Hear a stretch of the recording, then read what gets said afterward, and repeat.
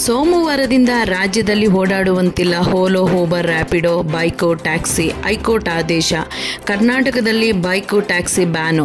ಬೆಂಗಳೂರಿನಲ್ಲಿ Ola, Uber, Rapido, bike, taxi ಬಂದ್ ಮಾಡುವಂತೆ ಕರ್ನಾಟಕ ಹೈಕೋರ್ಟ್ ಆದೇಶ ಹೊರಡಿಸಿದೆ. ಈ ಮೂಲಕ ಬೈಕ್, ಟ್ಯಾಕ್ಸಿಗಳ ಸಂಚಾರಕ್ಕೆ ಮಧ್ಯಂತರ ಅನುಮತಿಗೆ ಕೋರ್ಟ್ ನಿರಾಕರಿಸಿದೆ.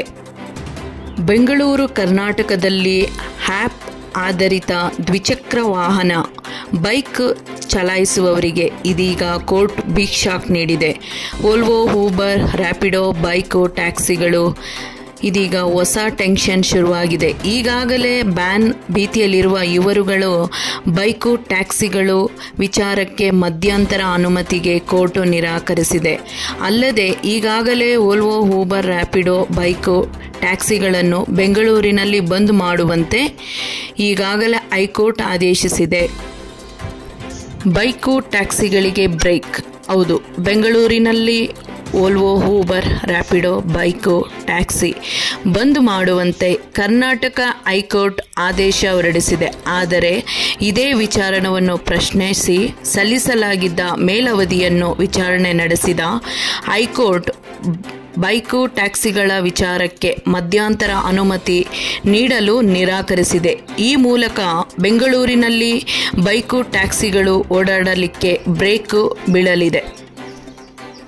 ಇನ್ನು ಈ ಬೈಕು, ಟ್ಯಾಕ್ಸಿಗಳ ಮಧ್ಯಂತರ ಆದೇಶ ವಿಚಾರಣೆ ನಡೆಸಿದ ಹೈಕೋರ್ಟ್ ನ್ಯಾಯಮೂರ್ತಿಗಳಾದ ವಿ. ಕಾಮೇಶ್ವರ ರಾವ್ ಹಾಗೂ ನ್ಯಾಯಮೂರ್ತಿ ಶ್ರೀನಿವಾಸ್ ಹರೀಶ್ ಕುಮಾರ್ ಅವರಿಂದ ಪೀಠ ಈ ಆದೇಶ ನೀಡಲು ನಿರಾಕರಿಸಿದೆ.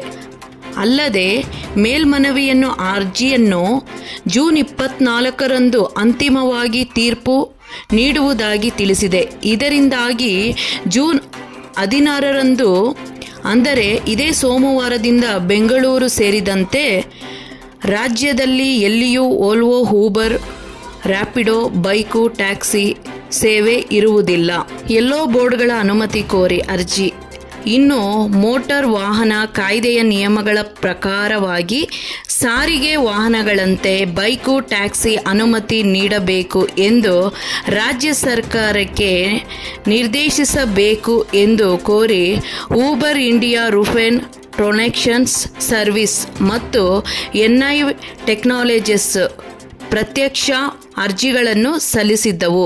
ರಾಜ್ಯದಲ್ಲಿ 1.20 ಲಕ್ಷ ಬೈಕು, ಟ್ಯಾಕ್ಸಿ ಸವಾರರು.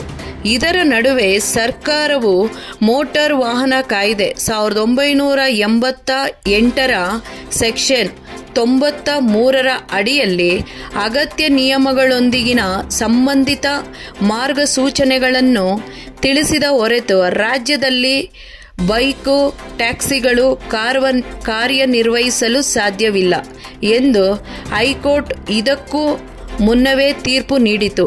ನಗರದಲ್ಲಿ ಸುಮಾರು 1.20 ಲಕ್ಷ ಬೈಕು, ಟ್ಯಾಕ್ಸಿ ಸವಾರರಿದ್ದಾರೆ ಎಂದು ಹೇಳಿಕೊಂಡು bike, taxi agreement Rapido high court ತೀರ್ಪು ಭಾರೀ ಹೊಡೆತ ನೀಡಿತು.